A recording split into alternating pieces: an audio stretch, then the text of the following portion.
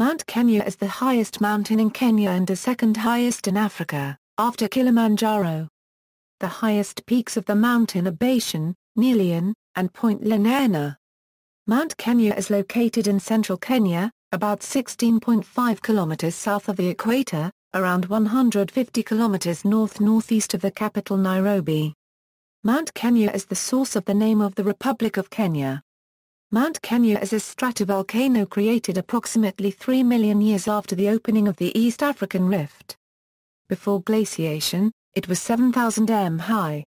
It was covered by an ice cap for thousands of years. This has resulted in very eroded slopes and numerous valleys radiating from the center. There are currently 11 small glaciers. The forested slopes are an important source of water for much of Kenya. There are several vegetation bands from the base to the summit. The lower slopes are covered by different types of forest.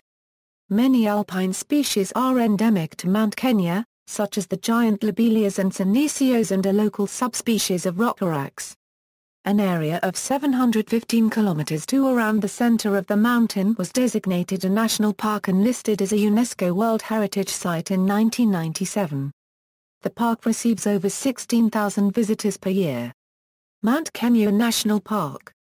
Mount Kenya National Park, established in 1949, protects the region surrounding the mountain. Currently the national park is within the forest reserve which encircles it. In April 1978 the area was designated a UNESCO Biosphere Reserve. The national park and the forest reserve, combined, became a UNESCO World Heritage Site in 1997. The government of Kenya had 4 reasons for creating a national park on and around Mount Kenya. These were the importance of tourism for the local and national economies, preserve an area of great scenic beauty, conserve the biodiversity within the park and to preserve the water catchment for the surrounding area. Kenya unregistered trademark S government has announced a project to discourage animals from straying into small holdings surrounding the park and devastating crops. The project will see the park enclosed by an electric fence with 5 electrified strands and is expected to be completed by 2014. The fence will discharge an electric shock, but is not dangerous to humans or animals. Local culture. The main ethnic groups living around Mount Kenya are Kikuyu, Amaru, Embu and Maasai. The first 3 are closely related. They all see the mountain as an important aspect of their cultures. All these cultures arrived in the Mount Kenya area in the last several hundred years. Kikuyu. The Kikuyu live on the southern and western sides of the mountain. They are agriculturalists, and make use of the highly fertile volcanic soil on the lower slopes. They believe that God, Nyaga, lived on Mount Kenya when he came down from the sky. They believe that the mountain is Ngai's throne on earth. It is the place where Ka copyright, Ya copyright, the father of the tribe, used to meet with God. Thus according to the Kikuyu records, Ka copyright, Ya copyright is the first person on earth to ascend the mountain. Nyaga in Kikuyu language can also translate as the owner of the crown, where Mwin translates to owner, and Nyaga to crown. The snow caps of the mountain symbolically represent a crown on God's habitation and thus the crown Nyaga reference. Nyaga can also translate to ostrich. In this context, God is seen to be the owner of that very rare bird, the ostrich. Kikuyu used to build their houses with the doors facing the mountain. The Kikuyu name for Mount Kenya is Ka copyright Ra copyright Nyaga, which literally translates to that which has the Nyaga crown and therefore the locally accepted connotation God's resting place or, where God lives, referring to Nyaga. Embu. The Embu people live to the southeast of Mount Kenya, and believe that the mountain is God's home. The mountain is sacred, and they build their houses with the doors facing towards it. The Embu people are closely related to the Amaru and Mbir people. The Mbir and Akamba are the settlers of the southeast side of the mountain. Amaru. The Amaru occupy the east and north slopes of the mountain. They are generally agricultural and also keep livestock and occupy what is among the most fertile land in Kenya. The Meru god Marunga was from the skies. Their name for Mount Kenya is Kairamara, which means mountain with white features. Mount Kenya features a lot in the Amaru folklore and songs. Maasai equals. The Maasai are semi-nomadic people, who use the land to the north of the mountain to graze their cattle. They believe that their ancestors came down from the mountain at the beginning of time. The Maasai name for Mount Kenya is Oldonyo, which means mountain of stripes, referring to the dark shades as observed from the surrounding plains. At least one Maasai prayer refers to Mount Kenya. God bless our children, let them be like the olive tree of Morintat, let them grow and expand, let them be like Nung hills like Mount Kenya, like Mount Kilimanjaro and multiply in number. Geology. Mount Kenya is a stratovolcano that was active in the Pleistocene. The original crater was probably over 6,000 m high. Higher than Kilimanjaro. Since it became extinct there have been two major periods of glaciation, which are shown by two main rings of moraines below the glaciers. The lowest moraine is found at around 3,300 m. Today the glaciers reach no lower than 4,650 m. After studying the moraines, Gregory put forward the theory that at one time the whole summit of the mountain was covered with an ice cap, and it was this that eroded the peaks to how they are today. The lower slopes of the mountain have never been glaciated. They are now mainly cultivated and forested. They are distinguished by steep-sided V-shaped valleys with many tributaries. Higher up the mountain, in the area that is now moorland, the valleys become U-shaped and shallower with flatter bottoms. These were created by glaciation. When Mount Kenya was active there was some satellite activity. The northeastern side of the mountain has many old volcanic plugs and craters. The largest of these, Ithanguni, even had its own ice cap when the main peaks were covered in ice. This can be seen by the smoothed summit of the peak. Circular hills with steep sides are also frequent in this area, which are probably the remains of small plugged vents. However, as the remaining mountain is roughly symmetrical, most of the activity must have occurred at the central plug. The rocks that form Mount Kenya are mainly basalts, Rome porphyrites, phenolites, knights and trachytes. Knight was first reported by Gregory in 1900 following his study of the geology of Mount Kenya. The geology of the Mount Kenya area was first proposed to the Western community by Joseph Thomson in 1883.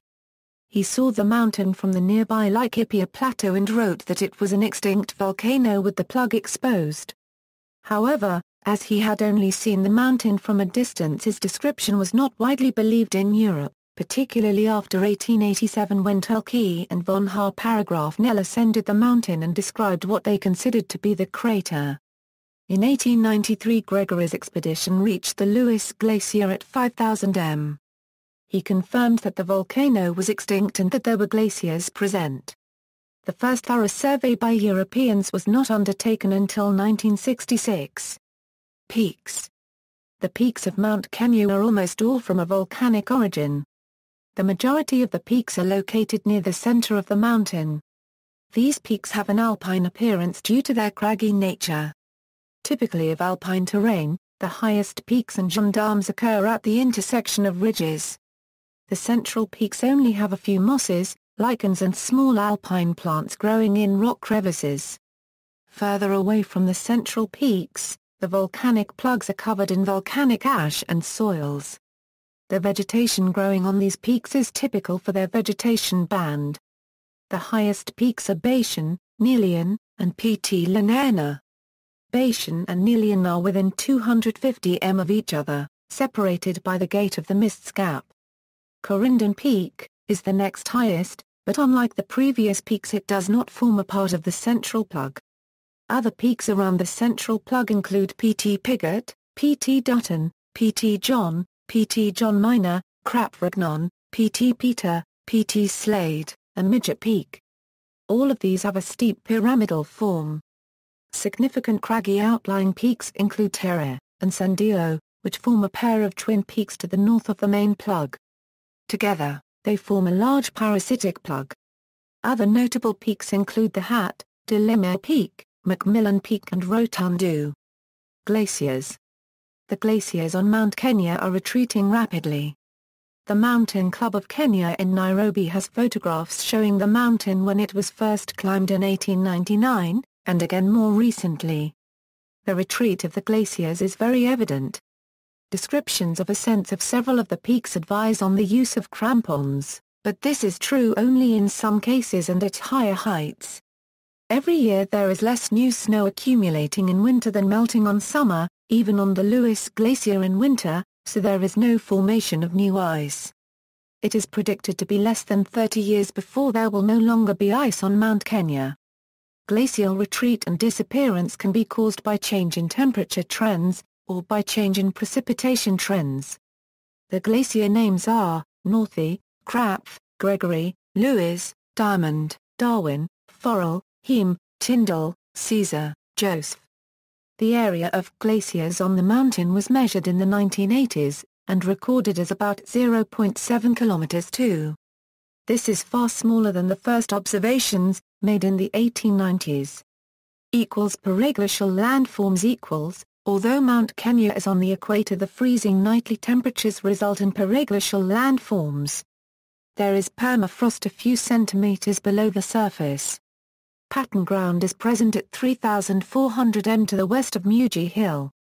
These mounds grow because of the repeated freezing and thawing of the ground drawing in more water. There are blockfields present around 4,000 m where the ground has cracked to form hexagons. Solifluction occurs when the night temperatures freeze the soil before it thaws again in the morning. This daily expansion and contraction of the soil prevents the establishment of vegetation. Rivers.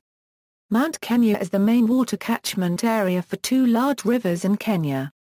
The Tana, the largest river in Kenya, and the Ewaso North. The Mount Kenya ecosystem provides water directly for over 2 million people. The rivers on Mount Kenya have been named after the villages on the slopes of the mountain that they flow close to. The Fachi River is the district boundary between Meru and Embu. Mount Kenya is a major water tower for the Tana River, which in 1988 supplied 80% of Kenya's electricity using a series of 7 hydroelectric power stations and dams. The density of streams is very high, especially on the lower slopes which have never been glaciated. The ice cap which used to cover the mountain during the Pliocene eroded large U-shaped valleys which tend to only have one large stream. Where the original shape of the shield volcano is still preserved, there have been millions of years for streams to erode the hillside. This area is therefore characterized by frequent deep fluvial V-shaped valleys. The gradual transition from glaciated to fluvial valley can be clearly observed.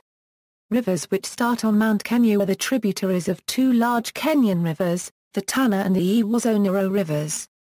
A lot of Mount Kenyan rivers flow into the Sagana, which itself is a tributary of the Tana, which it joins at the Mazanga Reservoir. The rivers in the northern part of the mountain, such as the Burgarat, Naramarup, Nanuki, Uki, Cerumen flow into the Ewaso. The rivers to the southwest, such as the Keringa and Nairobi, flow into the Sagana and then into the Tana. The remaining rivers to the south and east, such as the Mutonga, Nithi, Fachi and Nyamindi, flow directly into the Tana. Natural history. Mount Kenya has several altitudinal ecological zones, between the savanna surrounding the mountain to the nival zone by the glaciers. Each zone has a dominant species of vegetation. Many of the species found higher up the mountain are endemic either to Mount Kenya or East Africa. There are also differences within the zones, depending on the side of the mountain and aspect of the slope. The southeast is much wetter than the north, so species more dependent on moisture are able to grow. Some species, such as bamboo, are limited to certain aspects of the mountain because of the amount of moisture. Zones. The climate of Mount Kenya changes considerably with altitude, forming belts of community types. Around the base of the mountain is fertile farmland. The tribes living around the mountain have cultivated this cool, relatively moist area for centuries. Mount Kenya is surrounded by forests. The vegetation in the forests depend on rainfall, and the species present differ greatly between the northern and southern slopes. As time has passed, the trees on the edge of the forest have been logged and the farmland has encroached further up the fertile slopes of the mountain. Above the forest is a belt of bamboo. This zone is almost continuous, but is restricted to small isolated bunches in the north because of low rainfall. The bamboo is natural, and does not require forest disturbance. Tracks are common through the bamboo. Bamboo suppresses other vegetation, so it is uncommon to find trees or other plants here. Above the bamboo is the Timberline Forest. The trees here are often smaller than the trees in the forests lower down the mountain. The forest here is more intact, because it is less accessible and better protected. When the trees can no longer grow, the vegetation changes into heathland and chaparral, at around 3000 m. Heathland is found in the wetter areas, on the west side of Mount Kenya, and is dominated by giant heathers. Chaparral is found in the drier areas and grasses are more common and bushfires still occur. As the altitude increases, the temperature fluctuations become extreme and the air becomes thinner and drier.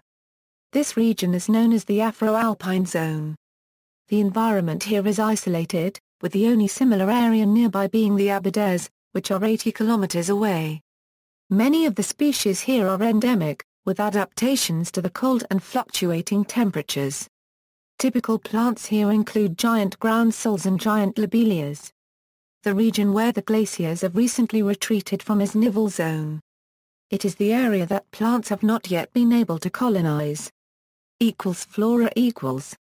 The flora found on Mount Kenya varies with altitude, aspect and exposure. As the altitude increases, the plants have to be more specialized, with adaptations to strong sunlight with ultraviolet, lower mean temperatures and freezing night temperatures. Plants in the Afro-Alpine zone have overcome these difficulties in several ways. One adaptation is known as the giant rosette, which is exhibited by giant senecio, giant lobelia and giant thistle, which use bud leaves to protect their buds from freezing. Giant rosette senecios form single-aged stands that drive community structure over decades. Many plant species in the Afro-Alpine zone of Mount Kenya are giant versions of lowland relatives. However, nearer the Nivelle zone the plants decrease in size again. Fauna equals. The majority of animals live lower down on the slopes of Mount Kenya. Here there is more vegetation and the climate is less extreme. Various species of monkeys, several antelopes, triaracs, porcupines and some larger animals such as elephant and buffalo all live in the forest. Predators found here include hyena and leopard, and occasionally lion. There are fewer mammals found at high altitudes on Mount Kenya. The Mount Kenya arax and common duiker are able to live here, and are important to the ecosystem. Some smaller mammals, such as the groove-toothed rat, can live here by burrowing into the giant senecios and using their thick stem of dead leaves as insulation. The Mount Kenya mole rat Tachyrictes rex occurs at high altitudes, living in visible mounds. Leopards are resident in the Alpine zone. Other mammal species are only occasional visitors. Remains of elephants, monkeys and bongo have been found high in the Alpine zone, and other sightings are remembered in names such as Simbatan. Several bird species live in the Afro-Alpine zone, including sunbirds, alpine chats and starlings and the raptors, auger buzzard, lammergeier and boreas eagle, the latter of which specializes in hunting araxes. Birds are important in this ecosystem as pollinators. Climate. The climate of Mount Kenya has played a critical role in the development of the mountain, influencing the topography and ecology amongst other factors. It has a typical equatorial mountain climate which Hedberg described as winter every night and summer every day. Mount Kenya is home to one of the Global Atmosphere Watch's atmospheric monitoring stations. Seasons equals. The year is divided into two distinct wet seasons and two distinct dry seasons which mirror the wet and dry seasons in the Kenyan lowlands.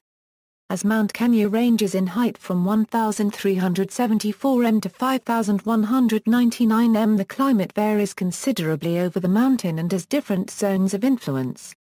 The lower, southeastern slopes are the wettest as the predominant weather system comes from the Indian Ocean.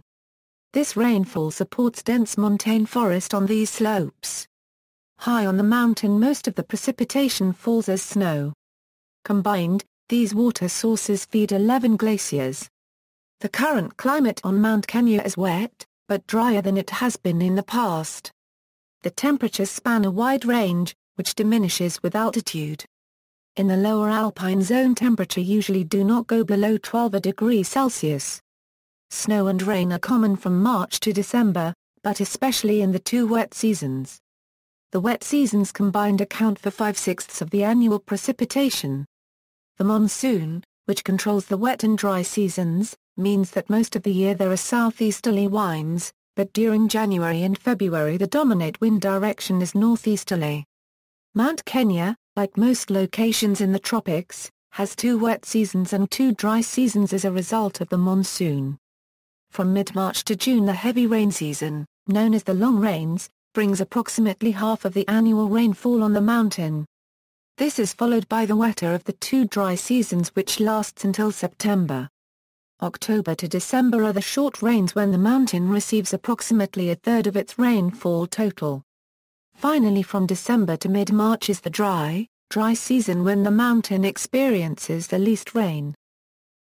Daily pattern during the dry season the mountain almost always follows the same daily weather pattern. Large daily temperature fluctuations occur which led Hedberg to exclaim winter every night and summer every day. There is variation in minimum and maximum temperatures day to day, but the standard deviation of the mean hourly pattern is small.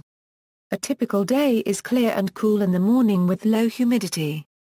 The mountain is in direct sunlight, which causes the temperatures to rise quickly, with the warmest temperatures occurring between 0900 and 1200. This corresponds to a maximum in the pressure, usually around 10 am. Low on the mountain, between 2400 m and 3900 m, clouds begin to form over the western forest zone, due to moist air from Lake Victoria. The anabatic winds caused by warm rising air gradually bring these clouds to the summit region in the afternoon.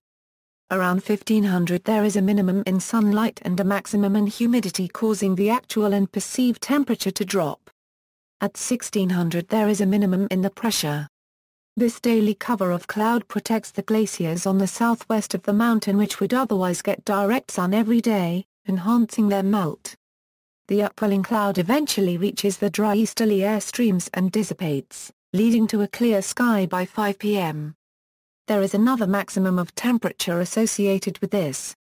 Being an equatorial mountain, the daylight hours are constant with 12-hour days. Sunrise is about 0530 with the sun setting at 1730.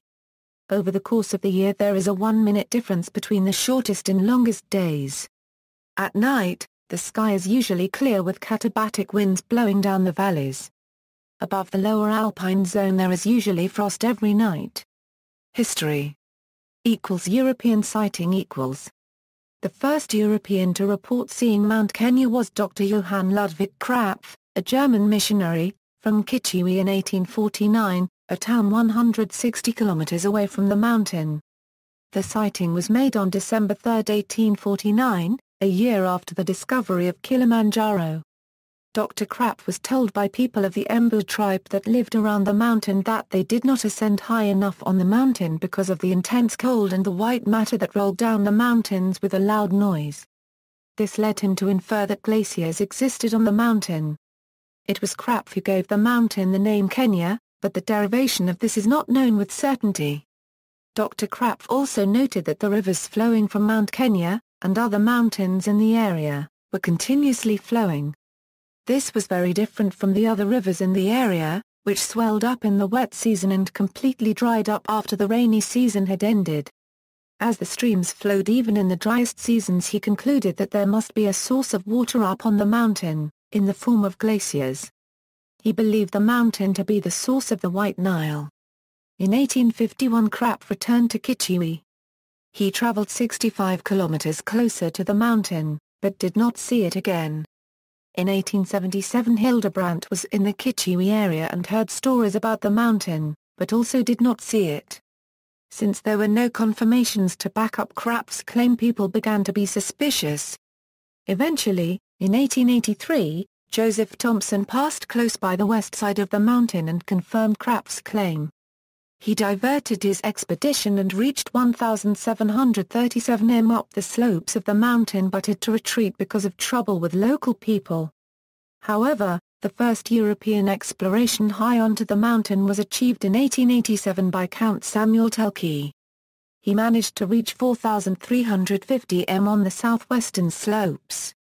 On this expedition Telke mistakenly believed he had found the crater of a volcano.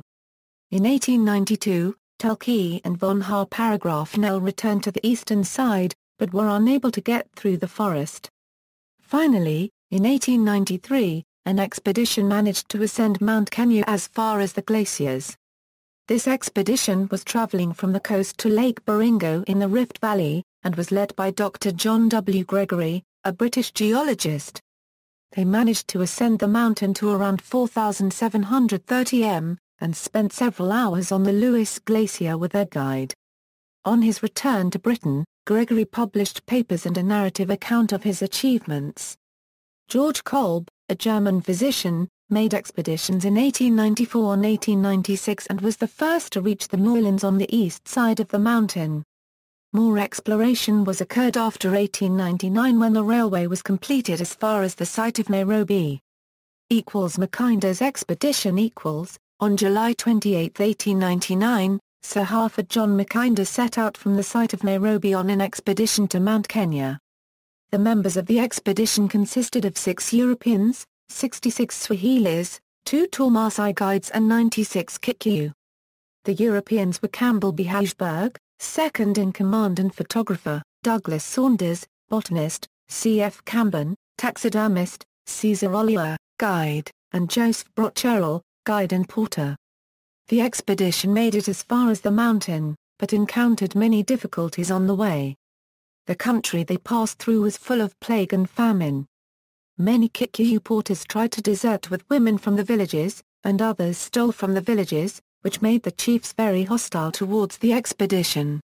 When they reached the base camp on August 18, they could not find any food, had 2 of their party killed by the local people, and eventually had to send Saunders to Naivasha to get help from Captain Gorges, the government officer there.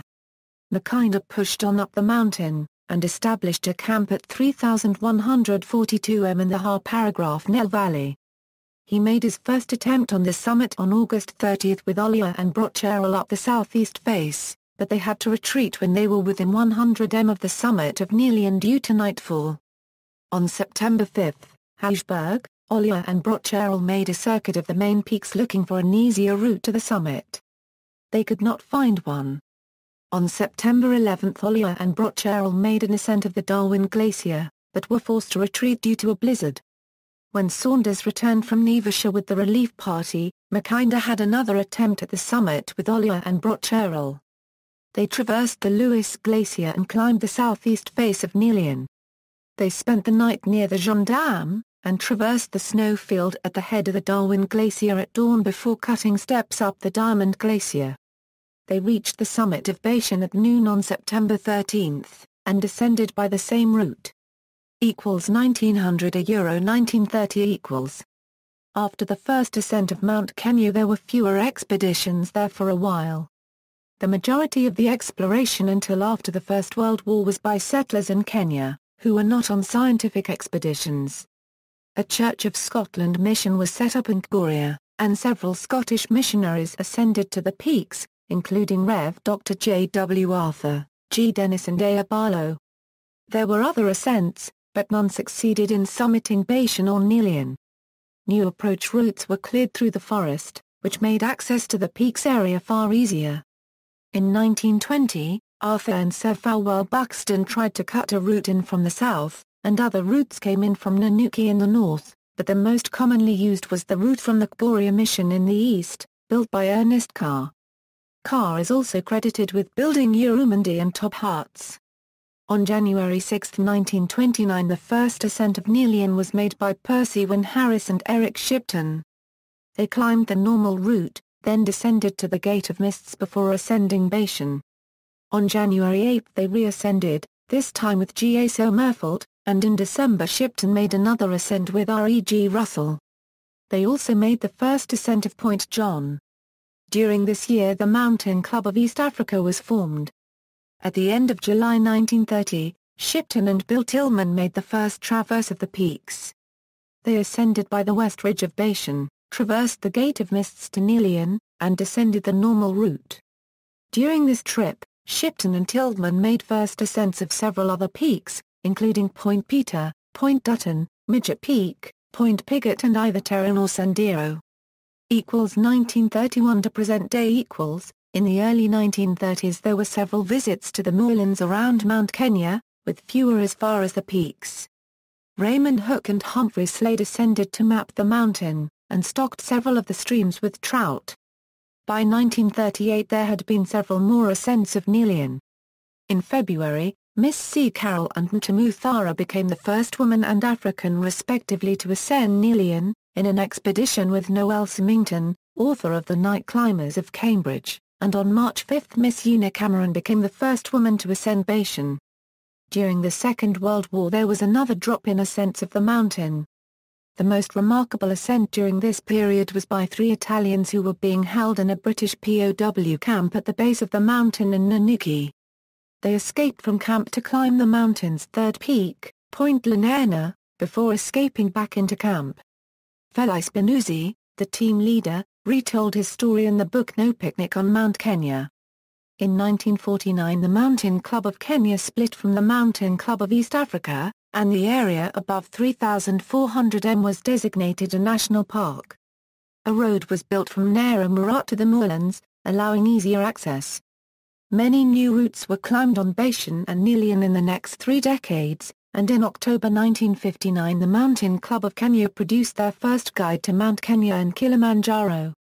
On Kenyan independence in 1963, Kisoi Munaya raised the Kenyan flag at the top of the mountain. He died in 2007 and was given a heroic funeral attended by Kenyan President Mwai Kibaki. In the early 1970s the Mount Kenya National Park Mountain Rescue Team was formed, and by the end of the 1970s all major routes on the peaks had been climbed. On July 19, 2003, a South African registered aircraft, carrying 12 passengers and 2 crew, crashed into Mount Kenya at Point Lenana. Nobody survived. This was not the first aircraft lost on the mountain. There is also the wreckage of at least one helicopter that crashed before 1972. In March 2012 a massive fire raged on Mount Kenya, devouring thousands of hectares of ancient forests and endangered wildlife. Mountaineering climbing routes Most of the peaks on Mount Kenya have been summited. The majority of these involve rock climbing as the easiest route, although some only require a scramble or a walk. The highest peak that can be ascended without climbing is Point Lenana, 4,985 m. The majority of the 15,000 visitors to the national park each year climb this peak. In contrast, approximately 200 people summit Nelion and 50 summit Batian, the 2 highest peaks. When ascended directly, Batian is usually climbed via the North Face Standard Route, UIAA Grade 4+. It was first ascended on July 31, 1944 by Furman and Hicks. The route is usually climbed in 2 days. The normal route is the most climbed route up Nelion, and thence across to Batian. It was first climbed by Shipton and Wyn Harris on January 6, 1929. It is possible to traverse between the 2 peaks, via the Gates of Mist, but this often involves spending a night in the Howl Hut on top of Nelion. There is a bolted abseil descent route off Nelion. Mount Kenya's climbing seasons are a result of its location only 20 kilometers from the equator. During the northern summer the rock routes on the north side of the peak are in good summer condition, while at the same time the ice routes on the south side of the peak are prime shape. The situation is reversed during the southern summer. The 2 seasons are separated by several months of rainy season before and after, during which climbing conditions are generally unfavorable. Mount Kenya is home to several good ice routes, the 2 most famous being the Diamond Couloir and the Ice Window Route. Snow and ice levels on the mountain have been retreating at an accelerated rate in recent years, making these climbs increasingly difficult and dangerous. The Diamond Couloir, a steep ice couloir fed by the fusion of the Upper Diamond Glacier and pioneered in 1975 by Ivan Chouinard and Michael Covington, was once climbable in summer or winter but now is virtually unclimbable in summer conditions and is seldom deemed in climbable condition even in winter. Last climbing reports describe the route very difficult, especially in the lower section. The route has changed into a modern ice climb with a very difficult 60 m first pitch, starting with 8 m of overhanging M7 dry tooling, followed by 50 m of USA grade V ice and by others 6 pitches of moderate climbing on good ice and finally 1 pitch of water ice USA grade 4 plus ice at the head wall before getting to the upper Diamond Glacier. The satellite peaks around the mountain also provide good climbs. These can be climbed in alpine style and vary in difficulty from a scramble to climbing at UIAA grade 6. They are useful for acclimatization before climbing the higher peaks and as ascents in their own right. Walking routes. There are 8 walking routes up to the main peaks. Starting clockwise from the north, these are the Meru, Couloir, Kilometres, Nelion Route, Bergeret, Cerumen and Timberline routes. Of these, Couloir, Nelion Route and Cerumen are used most frequently and therefore have staffed gates. The other routes require special permission from the Kenya Wildlife Service to use. The Couloir route leads from Couloir town up to the peak's circuit path. It heads through the forest to the southeast of the mountain to the moorland, with views over areas such as Ithanguni and the Giant's Billiards Table before following the Gorges Valley past the temple and up to Simbakol below Point Lenana. The Mountain Club of Kenya claims that Ithanguni and the Giant's Billiards Table offer some of the best hill walking in Kenya. The Nelion route is taken by many of the trekkers who try to reach Point Lenana. It can be ascended in only 3 days and has bunkhouses at each camp. The route starts at Nelion Route town to the west of the mountain and climbs towards Makinda's camp on the peak circuit path. The terrain is usually good, although one section is called the vertical bog. The Cerumen Route approaches Mount Kenya from the northwest. The path splits on the moorlands, with the more frequently used fork following the Makinda Valley and the quieter route traversing into the Laki North Valley. The paths rejoin at Shipton's Cave just below Shipton's camp on the peak circuit path. The peak circuit path is a path around the main peaks, with a distance of about 10 kilometers and height gain and loss of over 2,000 meters. It can be walked in one day, but more commonly takes 2 or 3. It can also be used to join different ascent and descent routes. The route does not require technical climbing. Accommodation Accommodation on Mount Kenya ranges from very basic to luxurious. The more luxurious lodges are found on the lower slopes, in and around the forest. These lodges have hotel-style accommodation, often with log fires and hot running water. Many offer guided walks and other activities such as fishing and birdwatching. The huts higher on the mountain are more basic. Most have several bunk rooms with beds, and also offer somewhere to rest, cook and eat. Some also have running water. A few huts are very basic bothies only offering a space to sleep that is sheltered from the weather. Beds in the huts can be reserved at the park gates. Camping is allowed anywhere in the national park, but is most encouraged around the huts to limit environmental impact. It is possible for campers to use the communal spaces in the huts for no extra fee. Etymology. The origin of the name Kenya is not clear, but perhaps linked to the Kikuyu, Embu and Kamba words Kirinyaga, Kirenya and Kimyu, which mean God's resting place in all 3 languages. In the 19th century, the German explorer, Ludwig Krapf, recorded the name as both Kenya and Kegnya, believed by some to be a corruption of the Kamba version. Others however say that this was on the contrary a very precise notation of the correct African pronunciation. In any case, the name was for a long time pronounced by colonial heritage Europeans as. The European pronunciation has been abandoned in modern times, in favor of the African version. Names of peaks. The peaks of Mount Kenya have been given names from 3 different sources. Firstly, several Maasai chieftains have been commemorated, with names such as Batian, Nelion and Lenana. They commemorate Batian, a Maasai Laibon, Nelion, his brother, and Lenana and Sandio, his sons. Teria is named after another Maasai headman. The second type of names that were given to peaks are after European climbers and explorers. Some examples of this are Shipton, Somerfeld, Tillman, Dutton and Arthur. The remaining names are after well-known Kenyan personalities, with the exception of John and Peter, which were named by the missionary Arthur after two disciples. There is a group of 4 peaks to the east of the main peaks named after European settlers: Corindon, Grigg, Delima and Macmillan. See also: List of volcanoes in Kenya, Volcanic 7 summits. References. Additional reading: Benuzzi, F. No Picnic on Mount Kenya. Leon Press. ISBN 978-1-59228-724-6. Best, Nicholas. Point Lenana. Thistle Publishing Kindle Single, De Waterville, Batian. Speak to the Earth. W. W. Norton and Company Incorporated.